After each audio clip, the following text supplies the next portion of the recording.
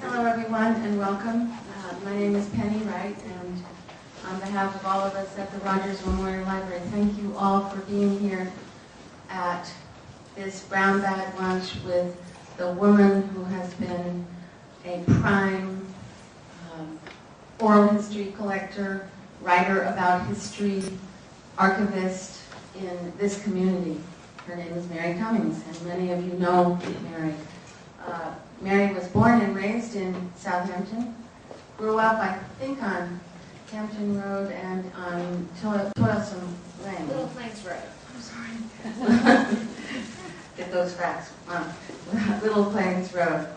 And she attended schools in Southampton. She earned a BA at Smith College, and then she earned a master's degree from Stony Brook University. Mary has been working as an editor and a writer for many years, with a special interest in local history. She's been an associate editor of the Southampton Press, a frequent contributor to the New York Times, Long Island Weekly, and many other publications. She's also the author of 2 books from the Arcadia Images in America series, Southampton, published in 1996, and Hurricane in the Hamptons, published in 1939. Hurricane in the Hamptons, 1939, published in 2006. I believe that both of these books are available at the gift shop at the Southampton Historical Museum. Her latest book is 100 Years of Healing, Southampton Hospital, 1909 to 2009. It's just out, and we hope you'll take a look at that. It's a fascinating book. After living in Ethiopia, Barbados, and in several American cities, Mary and her husband Richard settled in Bridgehampton, where they raised their 2 sons. They currently live in Noyak, and Mary, in addition to her writing responsibilities, is also in charge of the archives at the Southampton Historical Museum.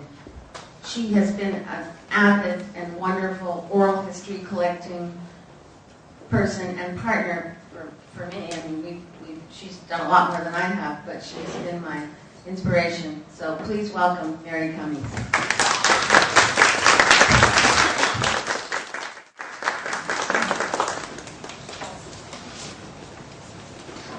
Thank you, Penny. Can you hear me? Is that working? In fact, you've done a lot more than I have in the oral history, but thank you anyway.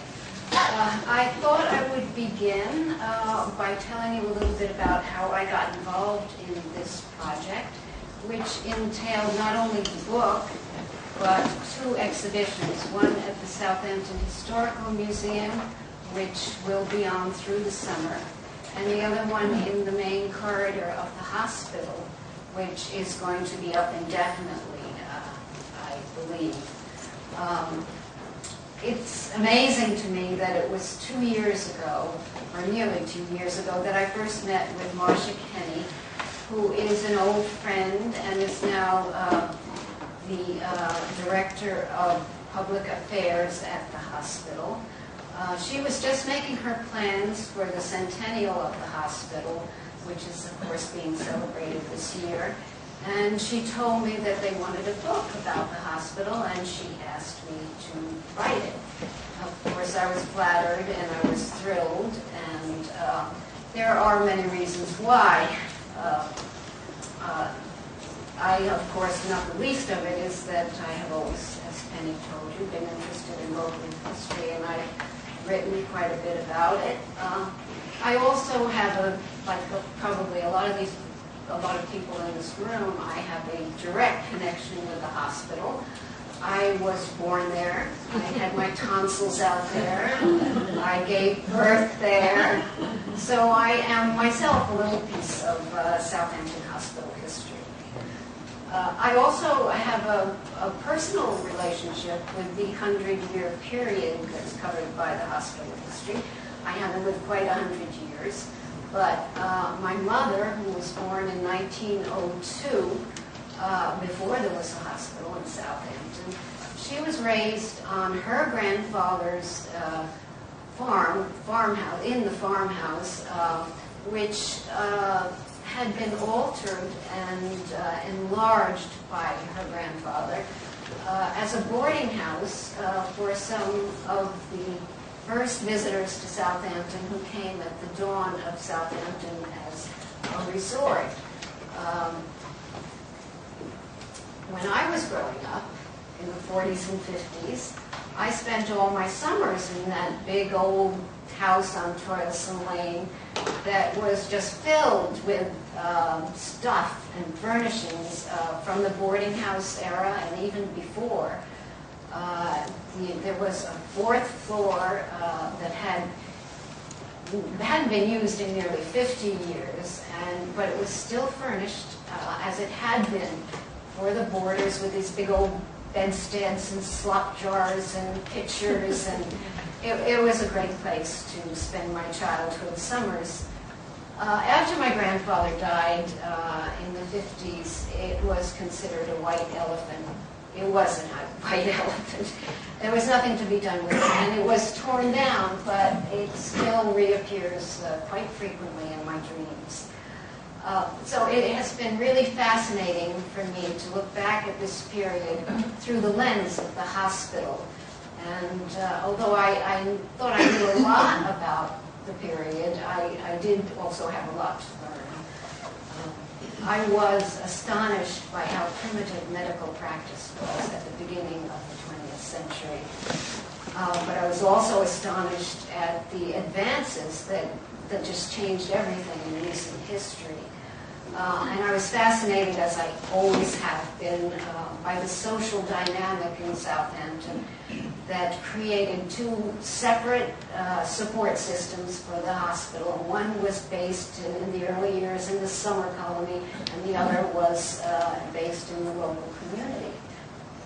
And of course, I was impressed with the dedication and the fortitude of some of these doctors and nurses who brought the hospital through some very tough times.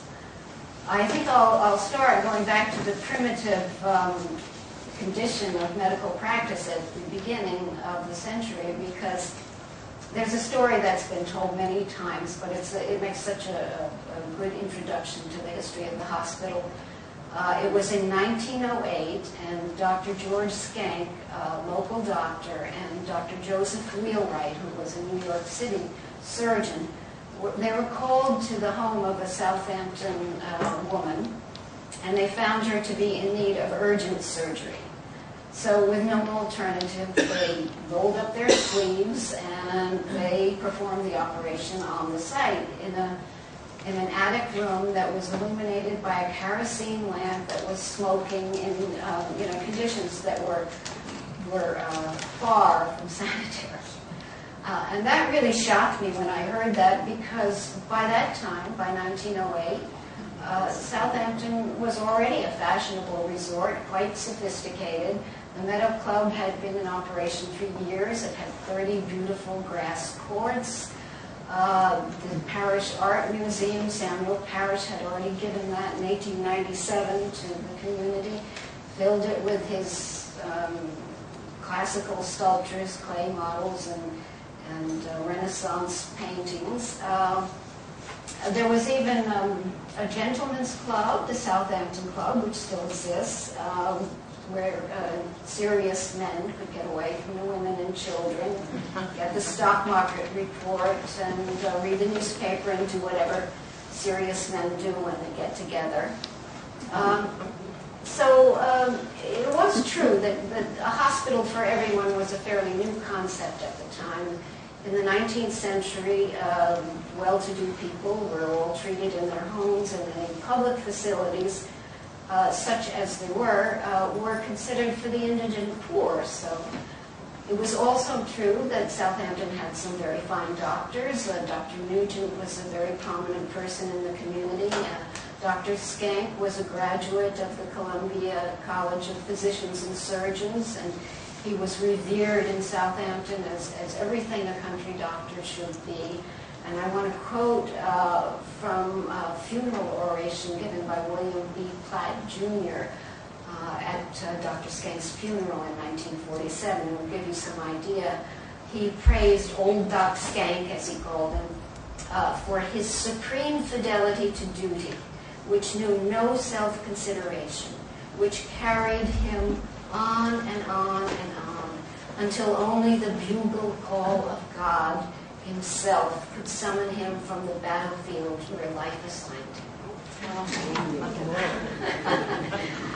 So, as an introduction to the hospital story, I think that attic surgery serves very well. It was the spur to action, and it was also symbolic of the partnership that was forged between the city doctors and the local doctors and the city community and the local community, which continued for many, many years, all in support of the hospital.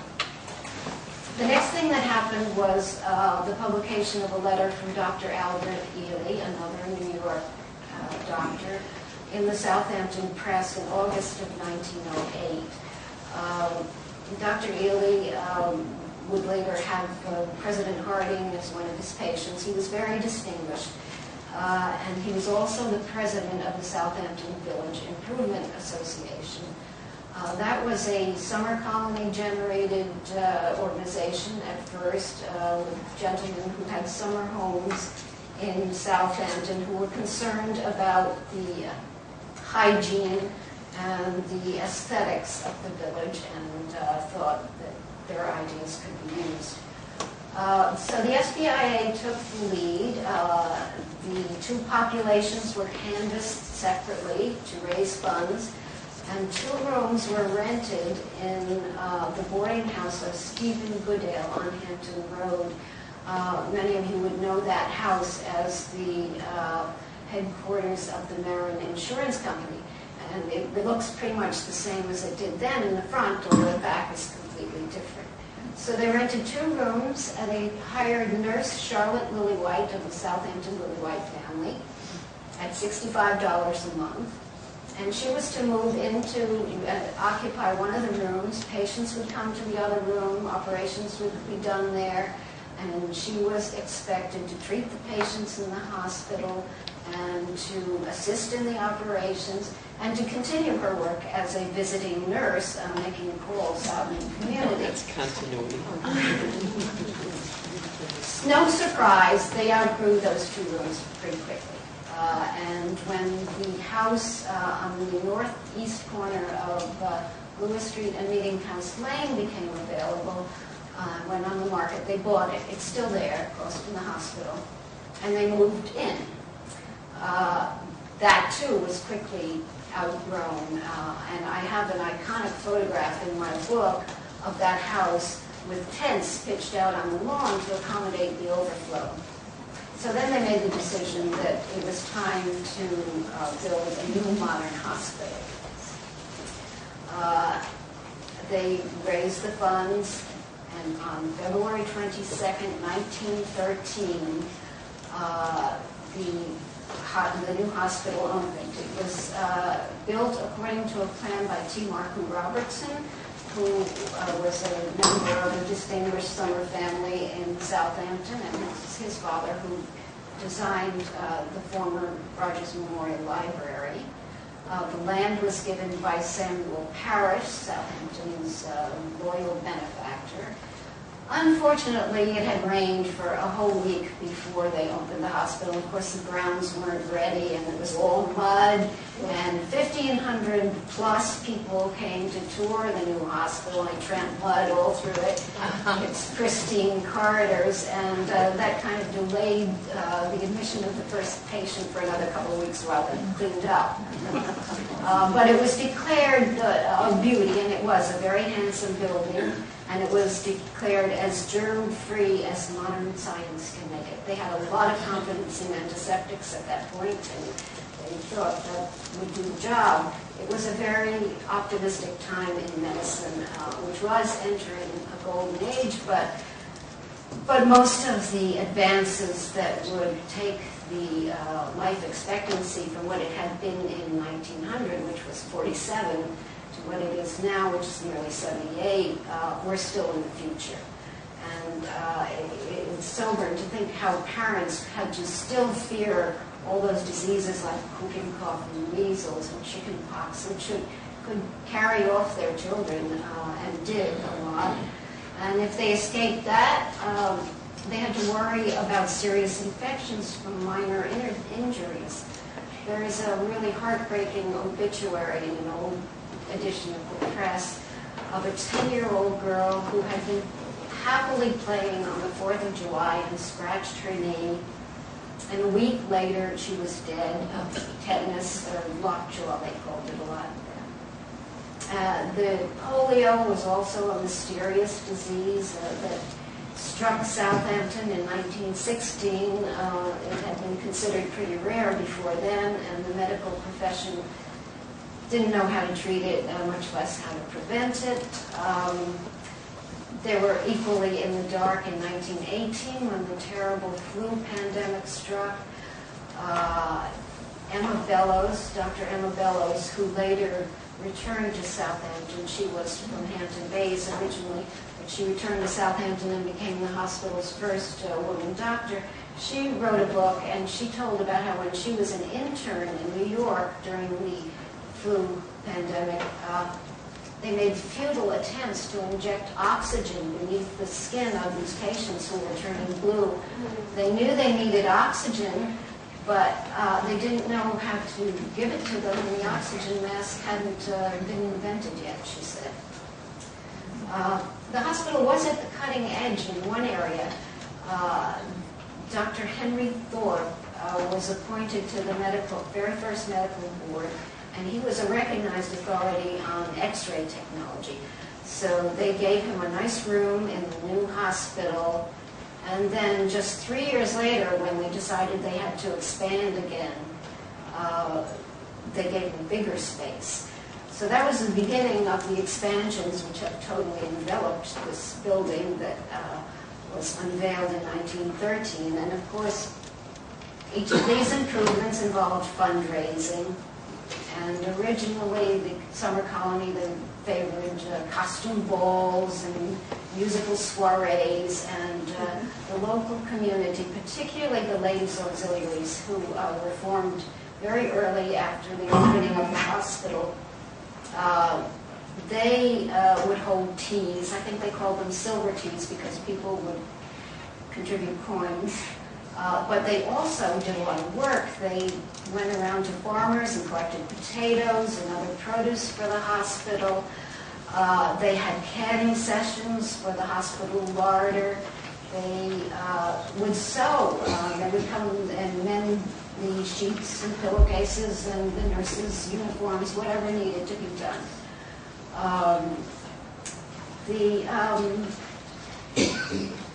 The fundraising events, of course, got much more extravagant. And in the 1920s, something called the street fair was at its peak, and it seemed to take over the whole village. It was a summer colony generated affair, but everyone participated, and there were pageants and entertainments and vendors and magicians and palm readers and celebrity appearances, and it was just a big, big, big deal. And one of my favorite photographs in the book is of the War Memorial in Agawam Park, which was under construction. So they disguised it. They wrapped it in cloth, and they added minarets and onion domes and painted it, and it looked like the Taj Mahal. It was just fantastic. That was in 1923. But they probably would have continued to have the street fair for a long time, but the hospital, Southampton Hospital Association, which, by the way, was incorporated in 1909, and hence the centennial. The H.H. Rogers, the Standard Oil heir, was president of that board at the time, and he was very concerned that they were becoming much too reliant on the income from the street fair to keep the hospital afloat. So they also worried, and I believe it's probably still a worry for planners of the summer party, that a weekend of rain would just wipe them out. So they broadened their base and their list of activities. But the media always regarded that street fair as a summer colony affair, and indeed the participants were like a who's who of summer society, and the New York press just loved to come out, to come to Southampton and report on the wealthy New Yorkers at play. That hasn't changed. But the 20s had another very important milestone, and that was the opening of the Southampton Hospital School of Nursing in 1924. And I spoke to some of the graduates, some of whom are here, and my conversations with them absolutely convinced me that it was a unique institution in Southampton. They had the most rigorous program. A lot of their courses were taught by the doctors, and yet it didn't seem to crimp their exuberance. They were a really spirited bunch.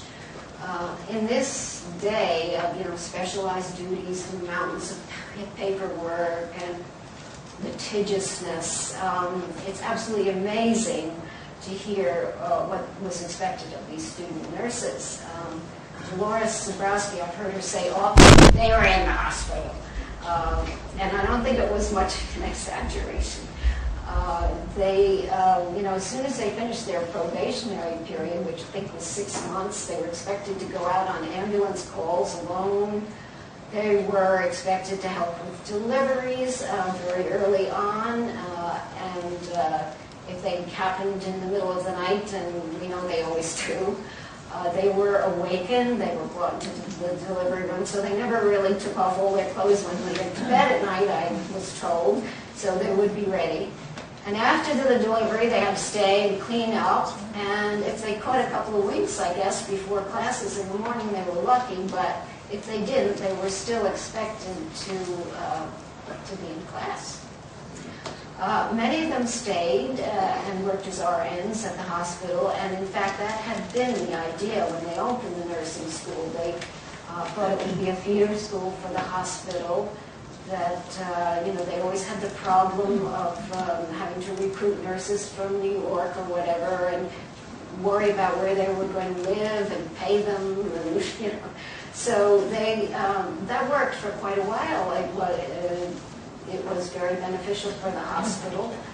But after a while, that situation reversed, and the nursing school started to cost them money because the New York State Regents, I gather, were moving towards a college-based program, and the academic requirements for the instructors got more and more elevated.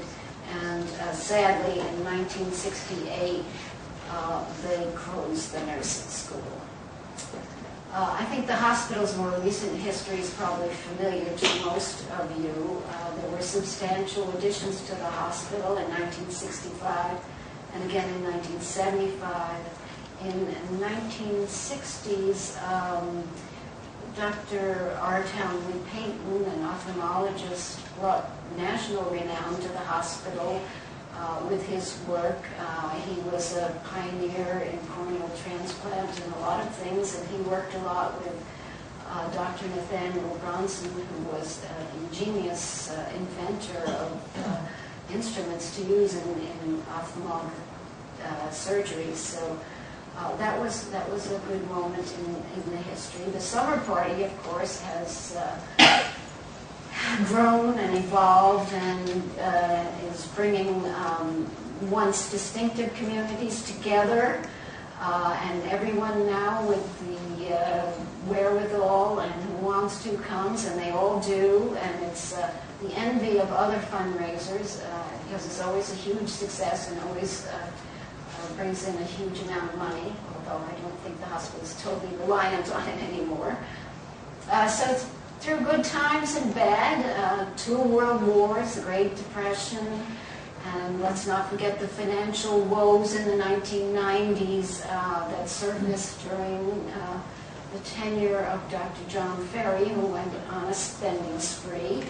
The hospital has survived everything and thrives. And in 2006, when Robert Challoner took the helm, the hospital gained a leader who has lifted morale at the hospital and restored confidence in the community in the hospital, and has set a course, a very positive course for the next century. So I leave you with just the one question. We don't know whether the hospital will spend its next century on its original historic site, or whether there will be a new modern hospital somewhere on another local site. So, thank you very much.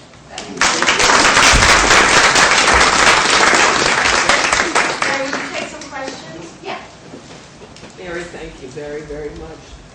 I wonder if you know where Nurse Lillywhite went to school. Was she? Did I once know that and forget? Do you know, or are you asking? No, I'm me? asking. I think I have that Sitting at a information. table of nurses here. Yeah, I think I have that information. She was born in England. Okay, I think that's probably the answer. That sounds like it. Thank you. It's interesting how you can always tell. Not anymore. Not anymore.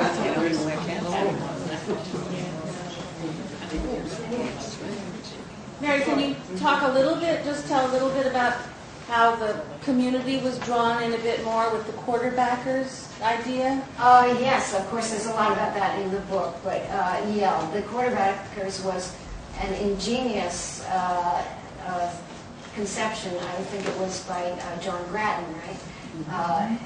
To bring in the business community, particularly when I gather they have to pay quarterly taxes, and when they were figuring their finances, if they joined this group, they would contribute regularly to the hospital, which is always the way you want people to contribute. And then they made it a lot of fun. They always had a cocktail party at, I think, the Shinnecock Golf Club, and it was a wonderful idea for fundraising, which has lasted. I was just wondering how many here are hospital retirees, and if they are. Yeah, raise your hand if you are. And Hospital retirees. How about former Well- kidney strikers? yeah, we That must be owe you. you a round of applause. Anybody else? Any stories about? Yeah, I mean, anybody got anything to contribute? I know you have stories. I've heard Why some don't of we them. ask, some of the nurses here, just some of the things they told us, Mary, that you sort of alluded to in your book about the lack of other personnel. Right. But maybe one of these women can point out the real lack of things like orderlies and other nurses, except we had nurses. Would one of you, Irene or Betty or Janet, just say a word about that? I'd just like to say that, we came upon hard times financially. We had no recovery room, and all of the patients had to come back to the floors after surgery, and it was very difficult. And Dr. Gaynor went door to door in all the summer colony and everybody who lived around, and he got the monies, I think $24,000 to put our recovery room in. And I just thought that was, one of the That, things. yeah, that is a highlight. How about the orderly situation? Betty, could you say a word about that? About the orderly situation? Well, I'm just trying to think now. When I was a young student, very young, I think I was only 17, I was working, we would work like 7 to 10 on the wards. We'd have to feed the patients their breakfast, and then we would give their baths and stuff, and there was one orderly, and he was from Canada.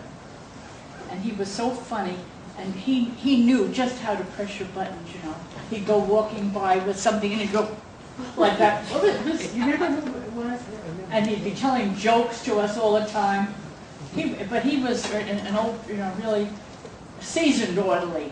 But that was only like one. And then when World War II ended, there was an influx of Polish people.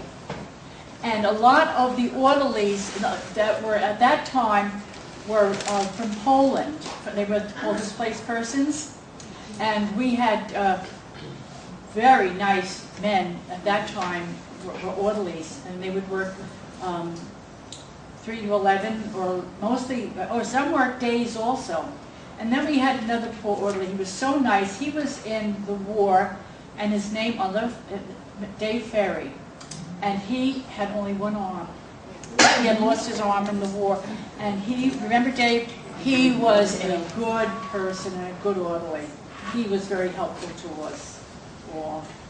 Now, just as several years earlier, according to Dolores, they hadn't an orderly at all. That's right. That was in her And then time. they got But they didn't last long. No, an orderly who then ran off. ran off with a student nurse. One thing I remember when I first came to nurses training was the dining room. I mean, it was a beautiful hospital because it was endowed by very, very wealthy people. And we would come down on the elevator, and when you got off the elevator, there were 2 separate dining rooms. You could see, they were small. And one, it was where the supervisors and maybe the head nurses dined, and the next one was where the instructors dined. And then we would get down to the cafeteria, but in our cafeteria, it was gorgeous. It was all paneled, and there were tables for like maybe 4 or 6. Beautiful maple tables and chairs, and in the summertime you would come in the door, and to your left would be a beautiful big crock that said iced tea on it, and had a little spigot, and you could get your iced tea there as many times as you wanted, and we all ate together in one spot, and then in another spot, different tables, all the private duty nurses would sit. I'll never forget the first night I was in nurses training, this friend of mine who were bad, we went to the dining room, and instead of sitting with the students where we were supposed to sit, I saw my aunt over, who was a nurse, and we put our trays over and sat with my aunt and her friend, and got in trouble. Irene, could we just hear from the third nurse who we know is here, who went to nursing school? Maybe there are more, but Irene. Betty didn't mention the formality of being in nurses training. For instance, when we went to the dining room, we had to be dressed. You wouldn't go in your bathing suit with a little jacket over here. And you had to be dressed. You had to be in full uniform if you were going in uniform. You just couldn't take your apron off or go in your bedroom slippers instead of your white shoes. You had to be formally dressed. And when we got to the dining room, we got our food from the cafeteria on a tray, and it was doled out to us. And then when we went to the dining room, we didn't eat off the tray. We put our utensils and plates and silver down, and then we put the trays on a little stack. And we could have as much iced tea as we wanted, or as much plain tea. But you never had the second portion of a dessert, or you never had the second slice of meatloaf. It was all proportioned. And at that time, we got grade C milk. I don't know whether everybody remembers what grade C milk. It came in big metal containers, and it was really watery. And when the patients ate, we sometimes assisted the maids, and all the food was scraped into a bucket. And we know that at that time it went to the pigs or the farmers or whatever. And we were very careful of everything, all the while in nurses training. Speaking of formality, how did you We act also when a doctor have, entered? like the teapots and the coffee pots, the special ones for the patients. Remember? We had to stand up when the doctors came, and we did not address them first. You might say good morning, but that was it. You waited for them to speak. Yes. Could either the student nurses or the nurses themselves be married? When you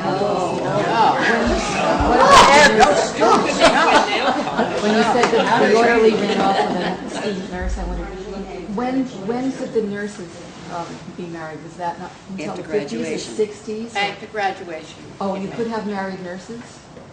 Yes, you could be married after graduation, but Because I not heard as in a the student. school system, there were not any married teachers, so it's way back when, so I wondered about nurses. They were married, but we didn't have very many nurses, married nurses working on the floor because they had students.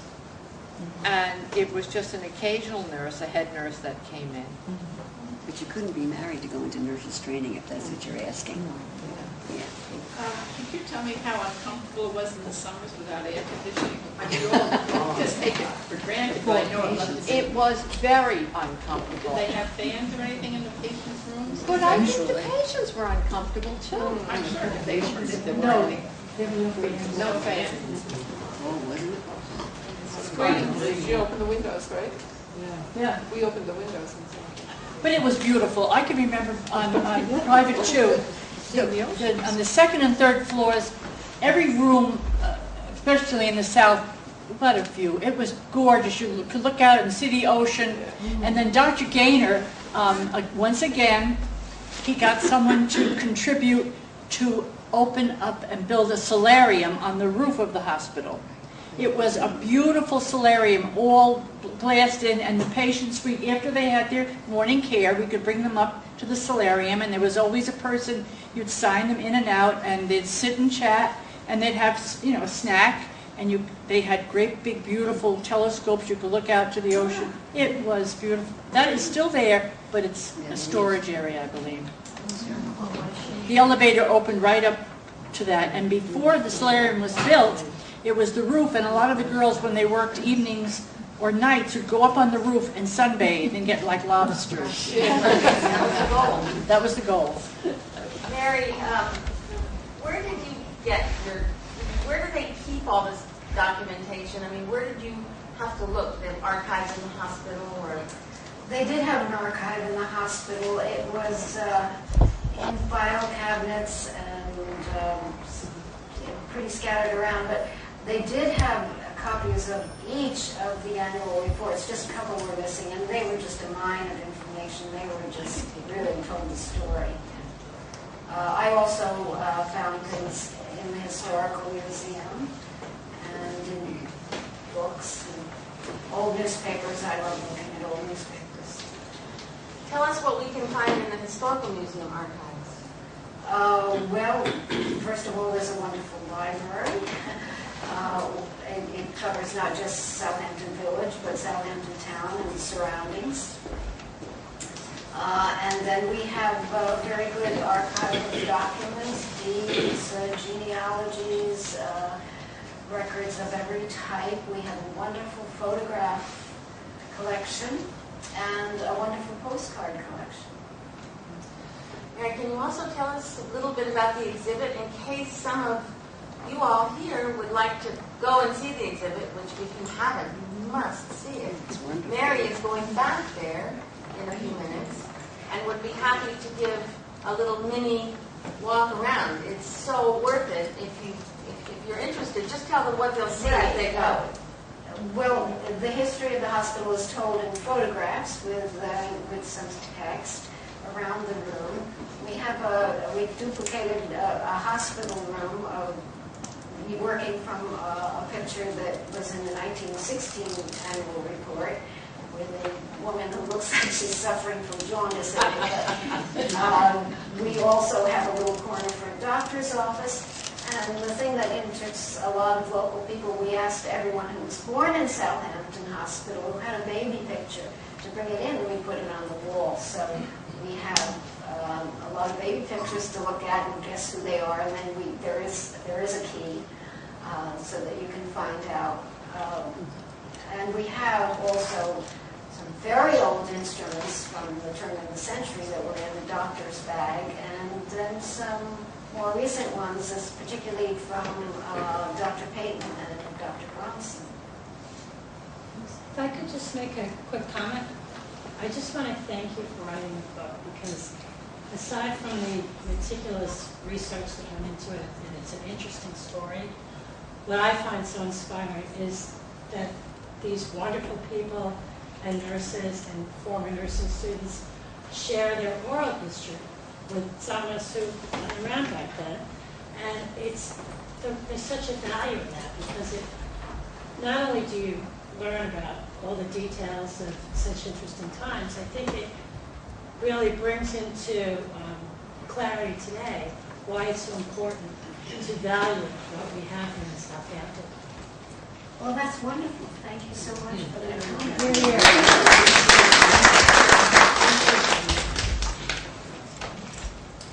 I would just like to say, and I had said this last week, that I was the last person to graduate from the Suffolk School of Nursing. But also in listening to the ladies who went to school in the 40s and the 50s, it did change when I was there from 65 to 68. Because we, I think, were the beginning of going to Southampton College. And it was interesting, we all got to school, and no one told us how we were going to get from the nurses' residence to the college. They didn't supply transportation. So there were about 4 or 5 girls who had cars, and we would take everyone up to school. And we earned 33 credits, and we went 1 year to school, and we had anatomy, physiology, humanity, biology, chemistry. And I think that was the very beginning of when the whole thing with nurses was going into the possibility of the 4-year program. But we also, a funny thing is we had a house mother. I don't know if you all had that also. Mrs. Doran, and we played lots of tricks on her. But it was a wonderful experience, and I can definitely relate to the other women. It was probably a wonderful education because we affiliated at 3 hospitals.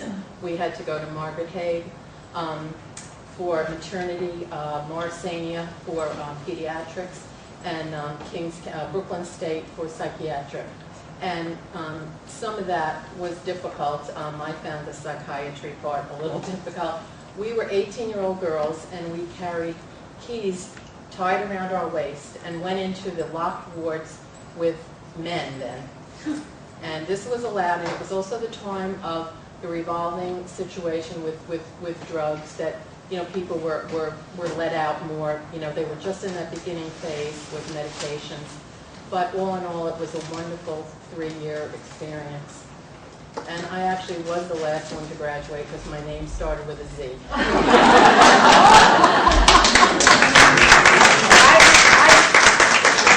I should have mentioned also that a big part of the Southampton Historical Museum, a big section is devoted to the nursing school.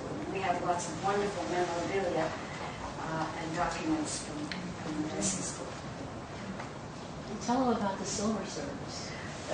That is an absolutely beautiful silver service that was donated by the Alumni Association. And that is now in the museum. I believe it was originally given to the hospital, right?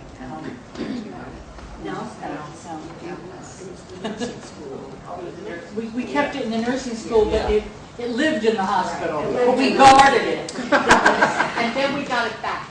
And now it is in the display. And It was the best place for it. Yeah, and it's looking very shiny and gorgeous. And, it's a beautiful place. That was donated by members of different classes. Yeah, the alumni. Yeah.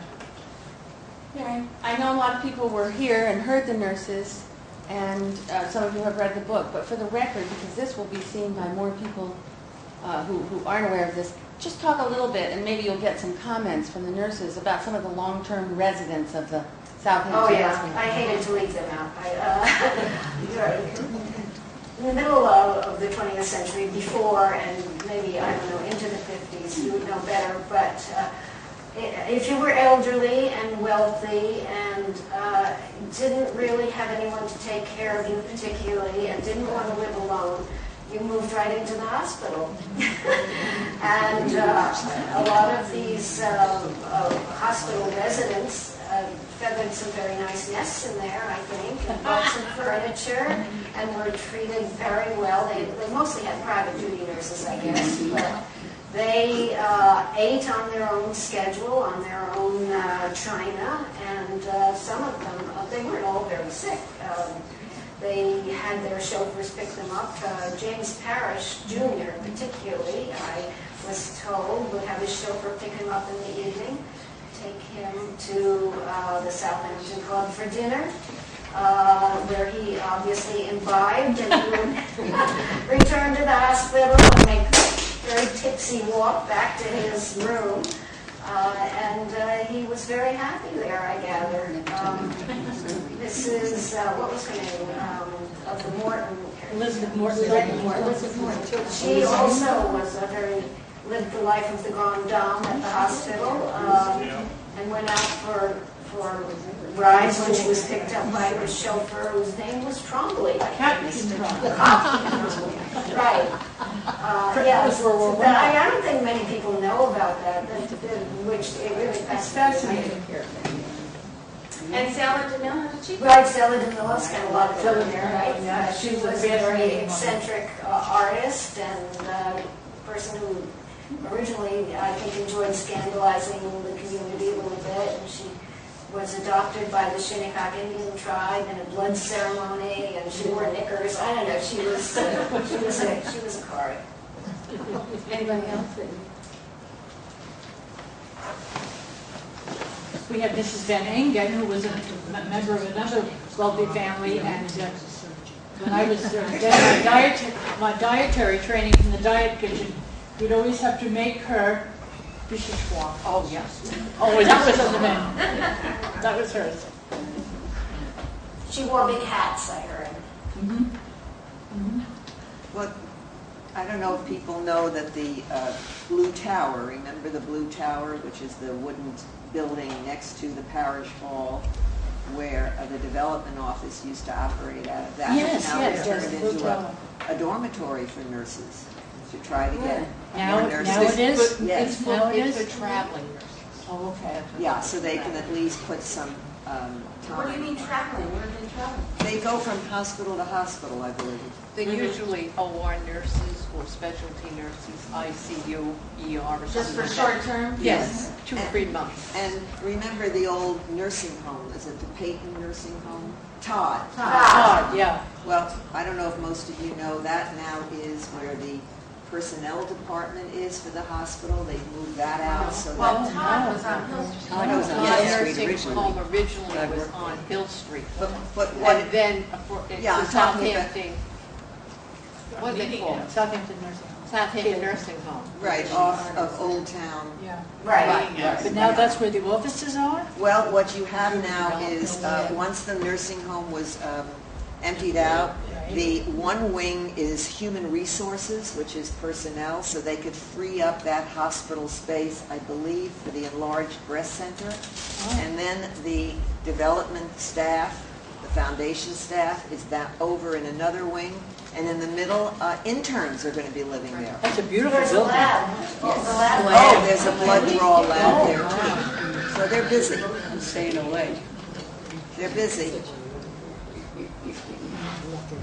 It's the party. Mary, what was it like sort of being immersed for such actually it was such a short period of time because you did an amazing job in 2 years, but during that time, did you find yourself just really kind of living in the past somewhat? Yeah, sure. I mean, people kind of rolled their eyes when I told them what I was doing because I don't think people thought that the history of a hospital was a particularly promising subject. I don't know what they were thinking, but they were thinking that it was sort of downbeat, but it wasn't at all. I enjoyed it immensely. As I said, I loved looking at the old newspapers, and I loved those annual reports. I loved the language they used and all that purple prose that they used as they did in the eulogy for Dr. Skank. They didn't hold back. Well, Mary, I have to say, huge, I'm echoing your remarks, but it was a huge endeavor to do this, and it's very likely that no one would have done it. And so you did That's it, true. and thank you for doing it.